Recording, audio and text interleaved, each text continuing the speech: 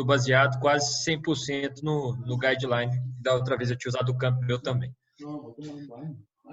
Bom, discutindo um pouquinho de epidemiologia, a gente sabe que a infecção urinária vai acometer 30% das mulheres até os 24 anos em pelo menos um episódio, em 50% das mulheres durante a vida, e vai ser mais comum nos homens nos 2 a 3 primeiros meses de vida.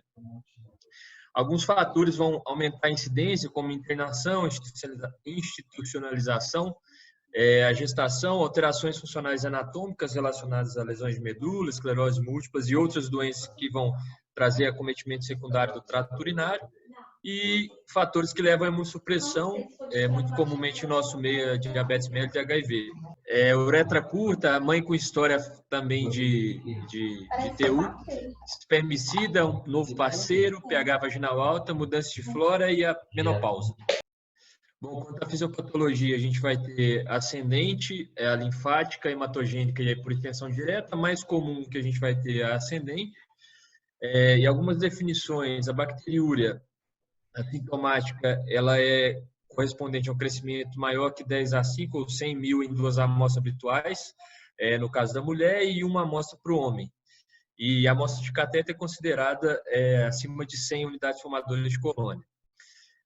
A incidência da bacteriúria sintomática vai acometer 1 a 500 mulheres na pré-menopausa, aumentando um pouco nas idosas e ainda mais nos pacientes institucionalizados. Pode acometer até 27% dos pacientes diabéticos, 2 a 10% das gestantes e 23 a 89% dos pacientes com TRM. Quando a gente tem coleta por cateterismo ou punção, qualquer crescimento é considerado bacteriúria.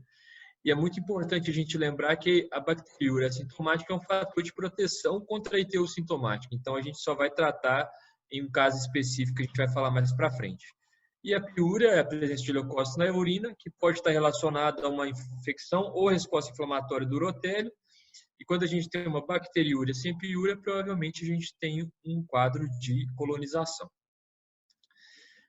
Bom, pelo guideline, a gente vai ter a definição de ITU não complicada e ITU complicada, tendo a ITU não complicada um baixo risco de evolução para a urosepse, e a complicada que já tendo um alto risco de evolução para a urosepse. A não complicada, a gente vai ter a cistite, a pielonefrite e a ITU recorrente. A complicada, a gente pode ter essas 3 também, cistite, a pielonefrite e a ITU recorrente, dependendo dos fatores que estarão associadas. Toda infecção associada ao catéter é considerada complicada, toda infecção urinária no homem é considerada complicada e, obviamente, a urosepse é uma infecção no trato urinário complicado. Bom, a não complicada é aquela que acontece no indivíduo saudável que tem a via urinária normal. E a complicada vão estar relacionadas a alguns fatores intrínsecos relacionados aos pacientes, como alteração anatômico-funcional, o sexo masculino ou idade do paciente, os pacientes mais idosos, diabetes, imunossupressão, catéter de demora, instrumentação recente do trato urinário, infecção de origem hospitalar, uso recente de antibiótico ou paciente com sintomas de evolução com mais de 7 dias e aqueles pacientes também que têm histórico de ITU na infância. São todos pacientes que são considerados infecção do trato urinário complicado. Os patógenos, E. coli é a mais comum das infecções comunitárias e nas hospitalares também. Outros que a gente vai ter Proteus klebsiella, os gram-positivos enterococcus staphylo e as micobactérias, lembrando que é importante pensar na micobactéria quando a gente tem a presença de piúria estéril. Os mecanismos de defesa que nos protegem em relação à infecção urinária, a nossa flora basal e a própria constituição do epitélio natural da trato urinário. E na urina a gente vai ter esses fatores principais, a osmolalidade, a concentração de ureia, de ácidos orgânicos, o pH e a uromodulina. O que protege a gente é a urina diluída com elevada osmolalidade e pH abaixo. E quando esses mecanismos são quebrados por algum motivo, seja por obstrução, refluxo, imunossupressão, fatores ou alterações anatômicas como necrose de papila, gestação e lesão medular, são coisas que vão propiciar a infecção do trato urinário, porque quebram esses mecanismos de defesa. Bom, a bacteriúria assintomática, quem que a gente vai rastrear então? Os gestantes e os pacientes que vão ser submetidos a intervenções urológicas com violação de mucosa. que acontece? Na gestante, vai impactar de que forma? Diminui ITU sintomática, diminui o nascimento de recém-nascidos com baixo peso e diminui o parto prematuro. Então, tem um impacto significativo nas gestantes. Então, naturalmente, quem a gente vai tratar são essas duas populações que a gente rastreia. A gente só rastreia porque nosso objetivo é tratar. Então, tanto a gestante quanto o paciente que vai ser submetido a uma intervenção com violação da mucosa, a gente tem que rastrear e tratar. Outros procedimentos não têm indicação, mesmo que vá ser utilizada prótese. Quanto ao diagnóstico e tratamento da cistite não complicada, o paciente com sintoma leve, sem fator de risco com complicação, o diagnóstico vai ser meramente clínico. A gente não vai ter indicação de exame pré nem de exame pós de controle se o paciente se mantiver assintomático. E o tratamento é um antibiótico empírico. Na mulher, a gente pode fazer dose única ou tratamento de curto prazo, usando 3 dias. No homem, naturalmente, como a gente já falou, é considerado complicado, então o tratamento muda no sentido de aumentar o tempo de tratamento. 7 dias de uso. E no homem, preferencialmente, sulfametoxazol, metropina ou uma fluoroquinolona. A gente vai solicitar a cultura na cistite complicada se tiver suspeita de pielonefrite aguda, se não tiver melhora com tratamento ou se tiver uma recorrência precoce dos sintomas, se a paciente ou o paciente se apresentar com sintomas atípicos ou se for gestante. E a preferência para o tratamento na cistite não complicada é nitrofurantoína, fosfomicina pelo guideline. E esses outros também são outras opções. Uma regrinha que a gente falou até da outra vez que a gente tinha falado da aula, que até o Otávio que fala com a gente sobre o tempo de tratamento, da cistite simples 3, a complicada 7, pielonefrite 14, o actidimite 21 e a prostatite 28. Obviamente que isso varia, mas é uma regrinha que na nossa prática ajuda bastante. O guideline fala para a gente não usar aminopenicilina isolada, porque tem uma alta taxa de resistência a E. coli, e evitar a aminopenicilina mais inibidor da beta-lactamase ou cefalosporina de cara, porque tem muito efeito colateral, fala muita diarreia, né, relacionada ao clavulin, etc. Então não devem ser a primeira opção e deve ser usado em casos específicos, às vezes guiado por cultura, dependendo de caso a caso. Na gestante, o guideline fala da penicilina, cefalosporina, fosfomicina. A nitrofurantoína fala que não pode ser usado no deficiente de 6PD e no final da gestação. O trimetoprim não pode no primeiro e a sulfa não pode no terceiro trimestre. Mas ele coloca todos esses antibióticos como opção na gestante. Eu coloquei também isso aí, depois eu mando a aula para vocês, mais para a gente ter isso registrado aí, as opções de antibiótico na cistite não complicada. Já a pielonefrite não complicada, quando a gente tem bactéria típica, paciente imunocompetente, o trato urinário normal e estabilidade clínica. Então, isso é um paciente que é considerado uma pielonefrite não complicada. E, naturalmente, como a gente tem um paciente estável, a gente pode fazer tratamento oral em domicílio, às vezes por questões sociais, a gente precisa internar, se for um paciente muito jacaré, não tiver muita noção das coisas, às vezes a gente precisa internar por isso. Mas, do ponto de vista clínico, se for um paciente bem orientado, a gente pode tratar em domicílio. E a primeira linha de tratamento pelo guideline é a fluoroquinolona e não usar fosfomicina, isso também segundo o guideline, nem a nitrofurantoína. E a urocultura na pielonefrite, ela é obrigatória pré-tratamento, mas na não complicada, se o paciente estiver assintomático após o tratamento, a urocultura não é obrigatória.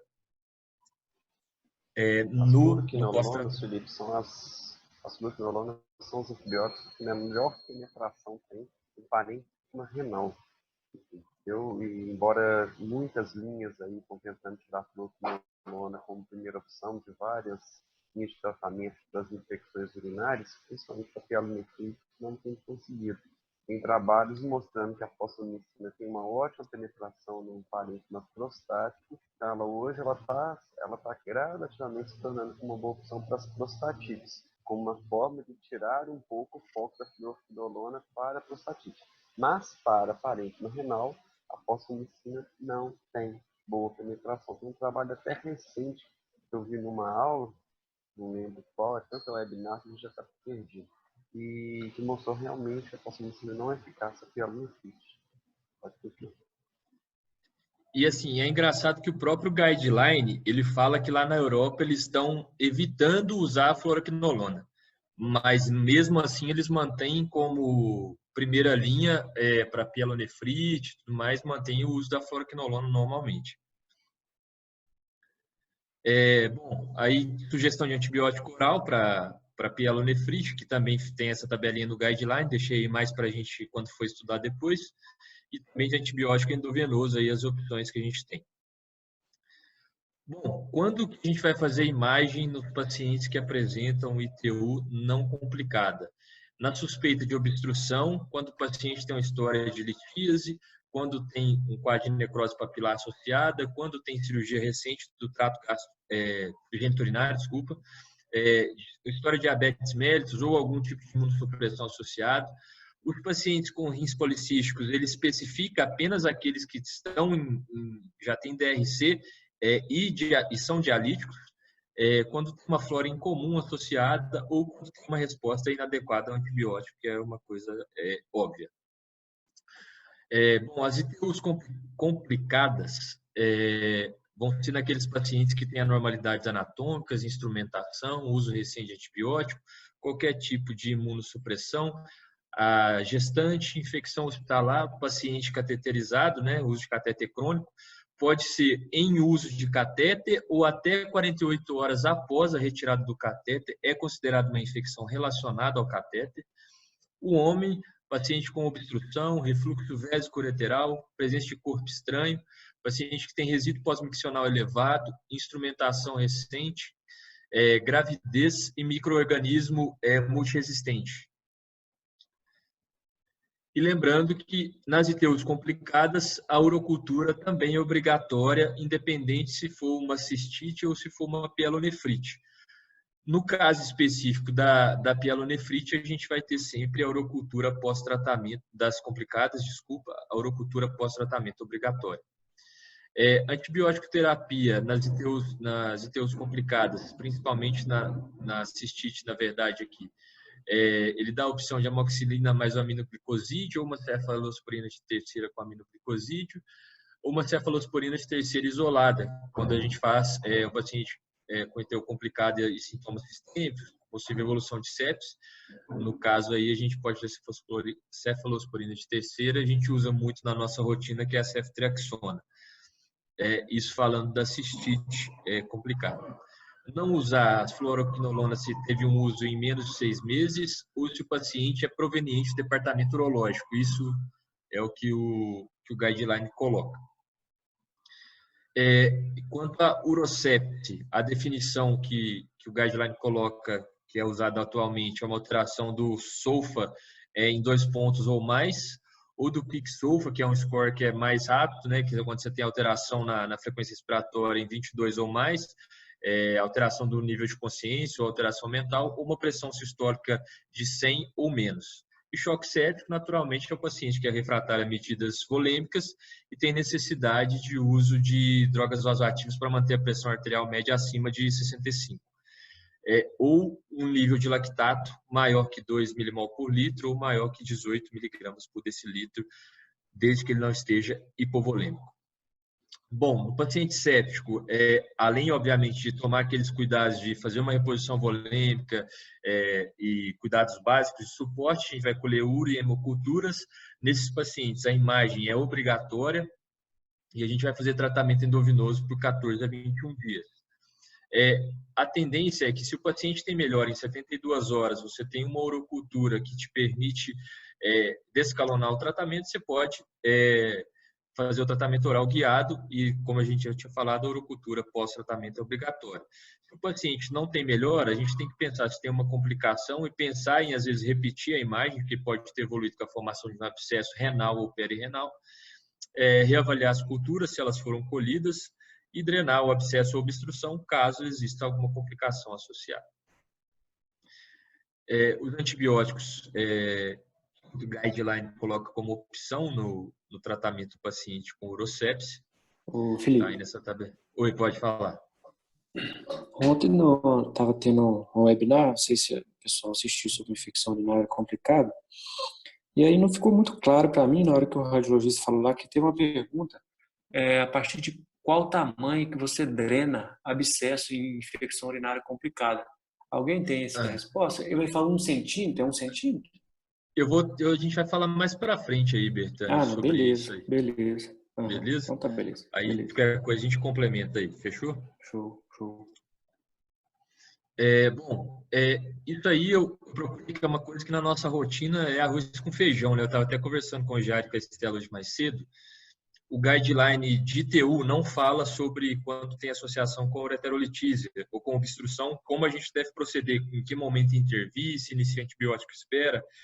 E aí, no guideline de litíase, ele fala, só que ele fala só para o paciente que está séptico. O paciente que está séptico ou anúrico, ele fala que é uma urgência, não tem essa de esperar. Obviamente, se inicia antibiótico, dá um suporte mínimo e tem que desobstruir o trato urinário. Mas no paciente que tem uma ITU, vamos dizer assim, não séptico ou não complicado, que às vezes chega só com BGN, ele não tem esse direcionamento. Se a gente dá antibiótico 24 horas e aborda depois, 48 horas, não fala isso. Eu não sei se o Otávio tem algum artigo, alguma coisa desse tipo assim. Mas o guideline em si, ele é claro em relação à urosepse, que é uma urgência urológica. Felipe, repete e a tem pergunta para mim que aí, porque repete a pergunta aí para mim, que teve um estresse domiciliar, eu tô sozinho. Entendi.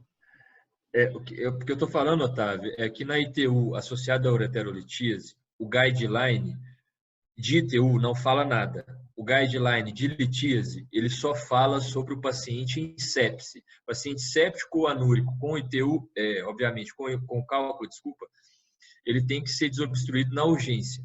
Não pode esperar, tipo, iniciar antibiótico, dar o suporte mínimo e desobstruir o trato urinário.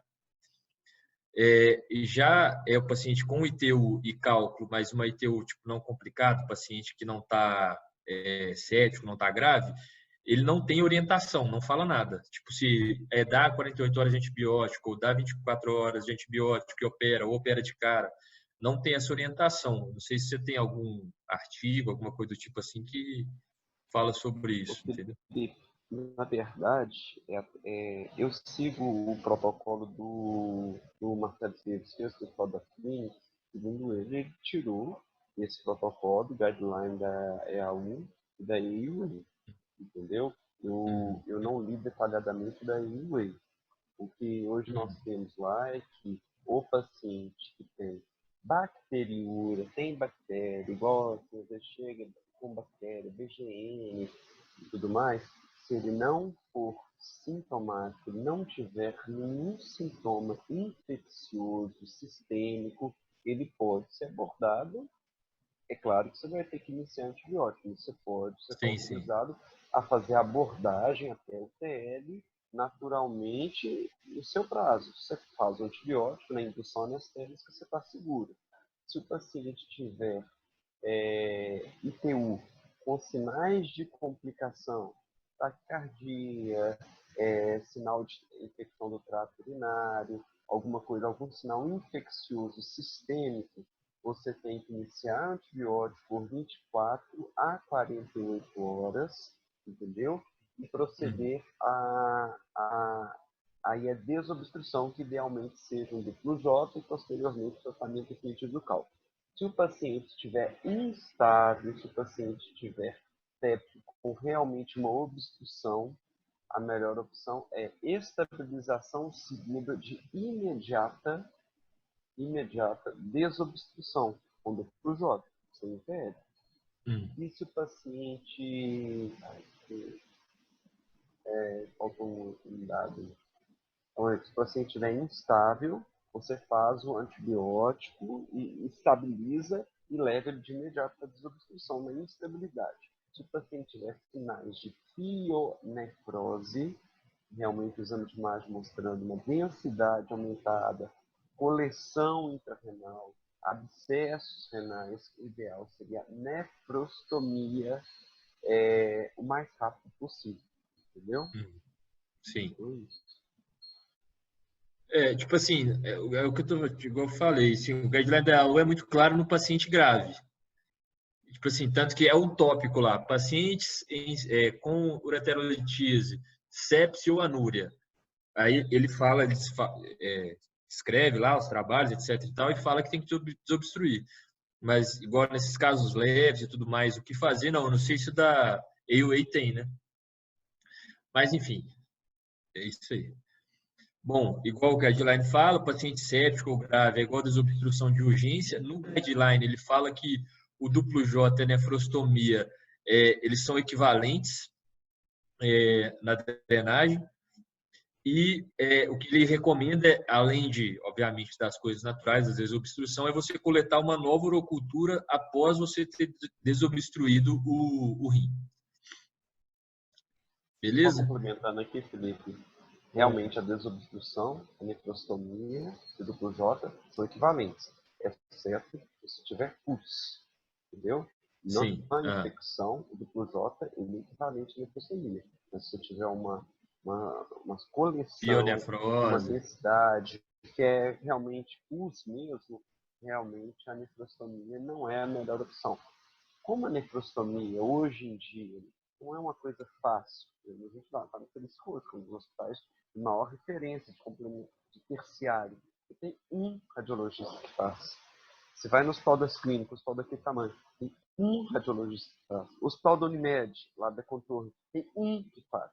E eles não estão todos os dias no hospital. Nessa fora de situação, o que você faz? Você leva o bloco, racha o paciente e funciona. Então, a nefrostomia, infelizmente, não é um procedimento tão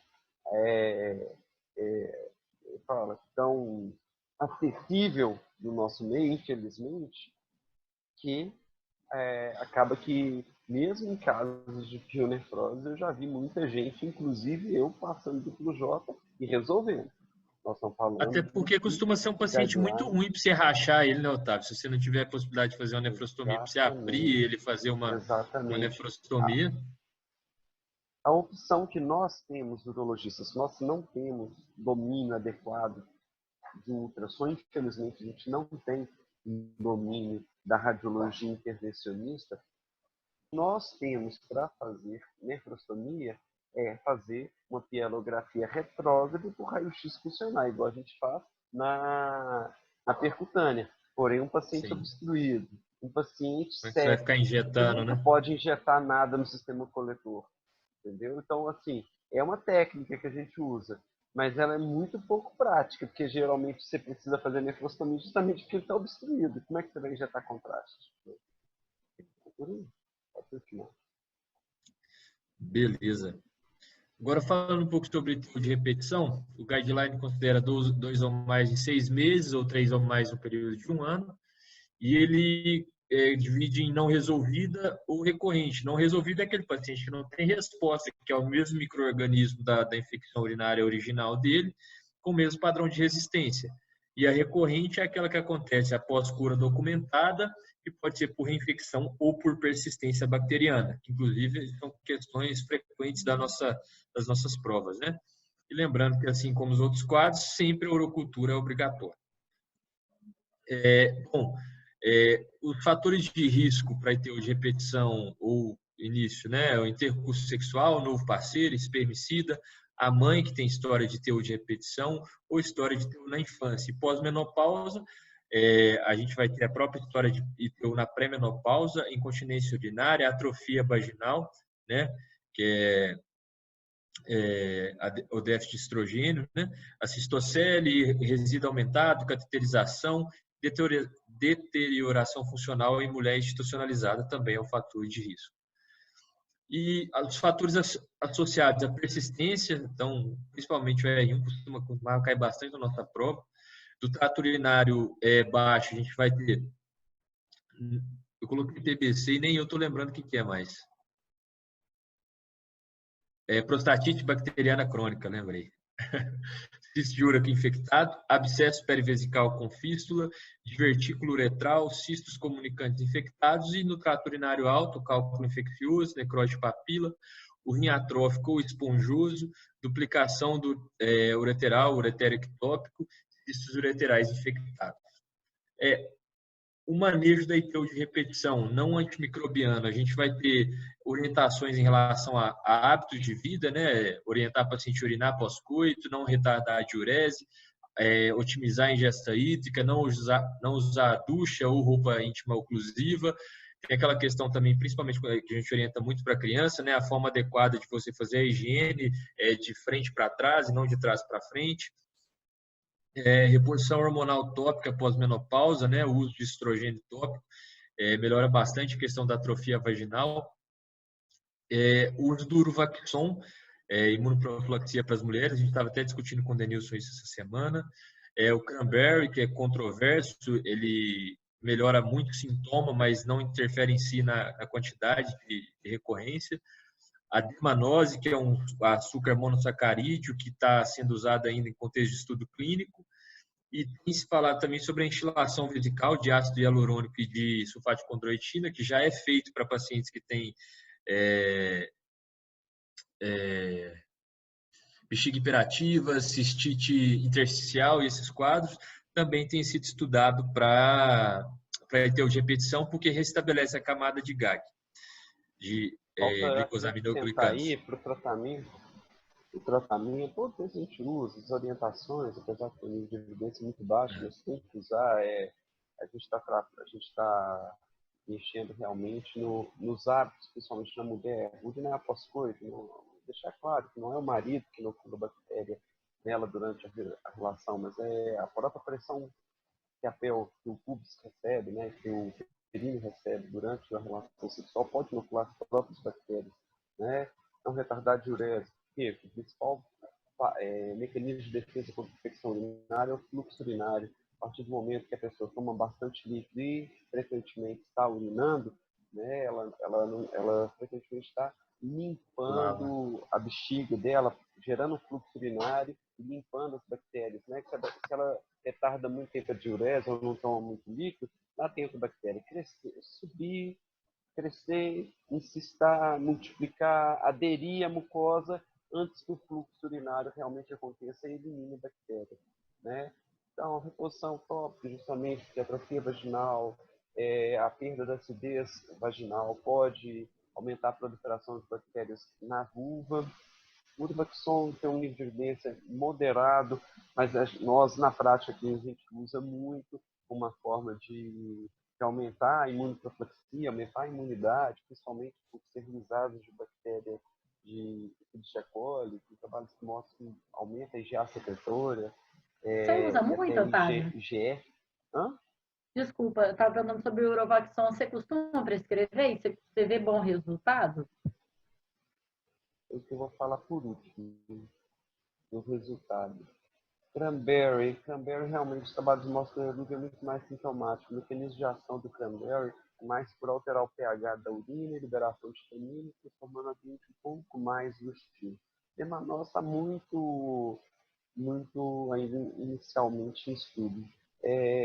O que acontece durante a infecção urinária é que você rompe as barreiras de proteção, talvez a barreira principal seja de ácido hialurônico, e quando você faz a destilação, né, hoje só tem o cististato como opção aqui, teoricamente, se recompor essa camada de glicosaminoglicano da bexiga, seria uma proteção. Agora você pode usar isso tudo, acrescenta também benzer, acupuntura, homeopatia, reza brava, você pode acrescentar tudo. Na verdade, se a gente pega aquela mulher que tem a predisposição nata, seja ela genética, que até hoje não se sabe se é genética, acredita, pode estar ligada até ao grupo sanguíneo, onde talvez essas mulheres elas tenham mais receptores no seu urotério que facilitem a adesão da bactéria e logo ela tenha mais chance de infecção. Hoje se estuda muito que realmente existem essas mulheres com esses receptores. E se existe algum tratamento para combater esses receptores, para diminuir esses receptores, essa facilidade que essas mulheres têm aderência bacteriana no seu urotério, né? Então, na verdade, se a gente pega realmente uma mulher que tem essa predisposição individual, você pode fazer tudo isso aí que você consegue diminuir. Mas impedir, eu acho que assim, em termos de repetição, hoje é uma das doenças mais frustrantes do seu consultório. Você faz tudo e você não tem 100% de sucesso. Go on.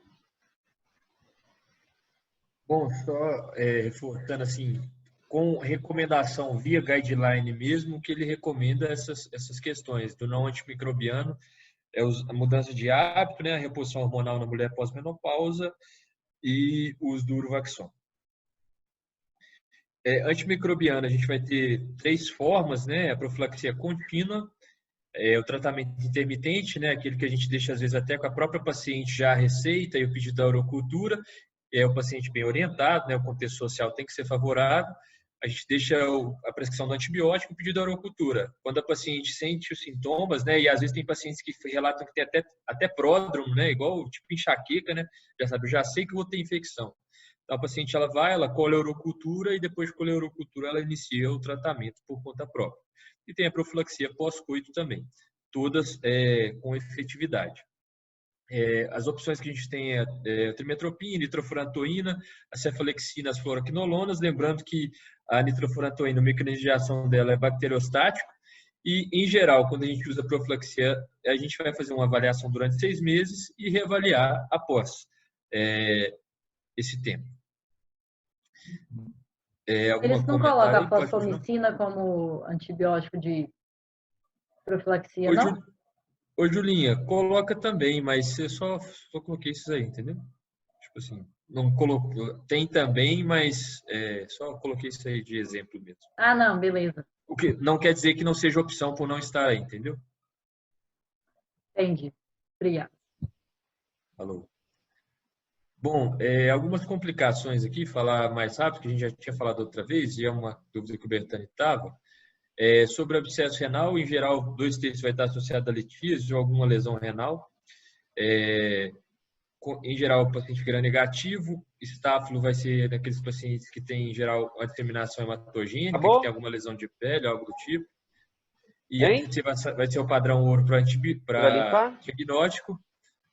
E o tamanho, que é o que o Bertani estava perguntando, para o abscesso renal, em geral, o abscesso com menos de 3 centímetros, a gente vai conseguir tratar com antibiótico.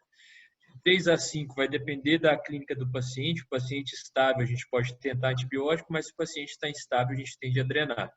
E o paciente com mais de 5 centímetros, a gente tende a intervir sempre, ou drenar ou operar, se for o caso. Mas muito, Bertani, você perguntou, a maioria das vezes eles falam muito em bom senso. Às vezes até pacientes que têm mais de 5 centímetros, dependendo do quadro e tudo mais, se estiver respondendo bem ao antibiótico, pode se observar. Mas para responder para a prova, basicamente, é isso aí. E isso já não é do guideline, viu? Essa parte é do Campbell, porque no guideline não fala sobre essas complicações. O abscesso perirenal, em geral, é por uma ruptura de um abscesso cortical, ou pode ser também por disseminação hematogênica. Em 3 dos casos vai ser por infecção cutânea. A TC também é o padrão ouro para diagnóstico. O tratamento também vai se basear no tamanho. O abscesso perirenal menor que 3, a gente vai tentar antibiótico. Maior que 3, a depender da estabilidade, a gente vai só dar antibiótico ou drenar. A pionefrose, que é o que o Otávio já tinha comentado, é uma infecção bacteriana do rim hidronefrótico, muitas vezes obstruído. É uma destruição supurativa, ou seja, o que vai estar lá é pulso, é secreção densa. A gente vai ter, em geral, uma perda total ou quase total da função. A TC não é muito específica, né? E o ultrassom a gente vai ver debris, né? Dentro da pelve renal. E o tratamento é antibiótico e obrigatoriamente drenar. E até hoje, alguns trabalhos questionam, mas até hoje o que se tem é que o melhor tratamento para drenar é a nefrostomia. Se perguntar na sua prova, é nefrostomia. A pielonefrite enfisematose é muito comum no paciente diabético. A gente vai ter litíase associada em até 25% dos casos.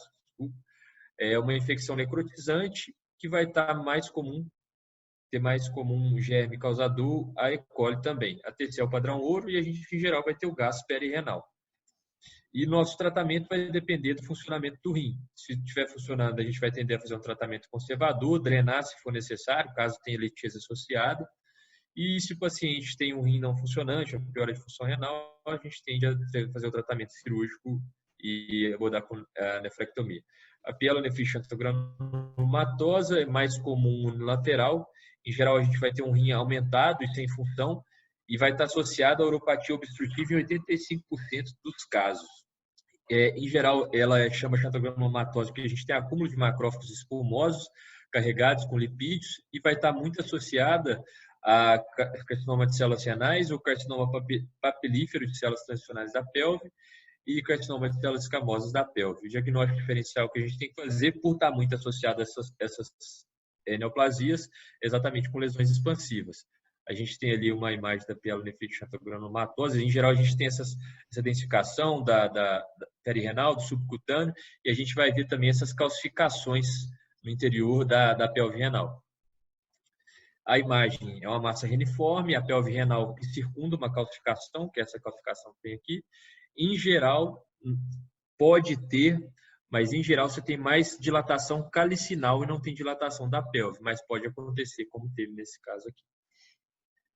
A gente vai ter os cálices dilatados e compulsos, também vai ser uma secreção mais densa. E como a gente diz, quando a gente tem dilatação da pelve, é difícil você diferenciar, inclusive, da pionefrose, porque você vai ver que a imagem de ambas são bem semelhantes. E o tratamento é um antibiótico e, na maioria das vezes, o paciente vai demandar uma nefrectomia, até porque o rim não é funcionante. Aí, um a mais aí, bacteriúria e gestação. A gente vê que é muito importante tratar, porque 20 a 40% das pacientes vão ter pielonefrite se não forem tratadas, principalmente no terceiro trimestre da gestação, porque é quando a gente tem mais hidronefrose e estase, e as complicações que a gente pode ter se não tratar é prematuridade, baixo peso e mortalidade pré-natal. Então, a gente impacta muito nesses pacientes, por isso que a gente tem que rastrear e tratar. É questionado se também tem impacto na anemia materna, mas isso é totalmente controverso. Coisas, às vezes, de prova aí, né? Alterações geniturinárias de gestação, a gente tem aumento do volume renal por conta do aumento do volume intersticial e da vascularização, a gente tem aumento da função renal em 30% a 50%, a gente tem atonia do músculo liso, do sistema coletor e da bexiga, que vão estar relacionados à progesterona e à compressão uterina, e a bexiga ela vai estar deslocada antero-superiormente e vai ter uma hiperemia, uma congestão, a cistoscopia. E vai ter uma hipertrofia relacionada à ação estrogênica. Bacteriúria e catéter, a gente tem uma colonização diária, em geral, de 10% ao dia, com cateterismo intermitente estéreo ou limpo 1 a 3% ao dia, e essa ascensão da bactéria ela pode ser por via periuretral ou intraluminal, e pode estar dentro da urina ou formar um biofilme. As duas bactérias principais formadoras de biofilme são Pseudomonas e Proteus. A maioria dos pacientes vão ser assintomáticos, e o paciente sintomático a gente considera que ele está em uso, como eu já tinha falado antes, ou até 48 horas após a retirada do catéter. E o tratamento é antibiótico e trocar a sonda exatamente por conta do biofilme. ITU, lesão medular. A ITU é a principal causa de febre nesses pacientes com lesões medulares, e a principal mecanismo é a estase, por conta do aumento da pressão e o esvaziamento dos pacientes que é ineficaz, porque esse paciente tem uma bexiga, em geral, neurogênica. E o cateterismo intermitente limpo vai ser muito importante para exatamente reduzir a pressão no trato urinário e otimizar o esvaziamento. As bactérias principais, Enterococo, Proteus e Pseudomonas, e o tratamento sem febre, o guideline fala em fluoroquinolona, e no paciente febril, internar, fazer aminoglicosídeo ou cefalosporina de terceira. Aí, daqui para frente, a aula era isso mesmo, mas daqui para frente eu coloquei só o print do guideline até o final aqui. Isso aí.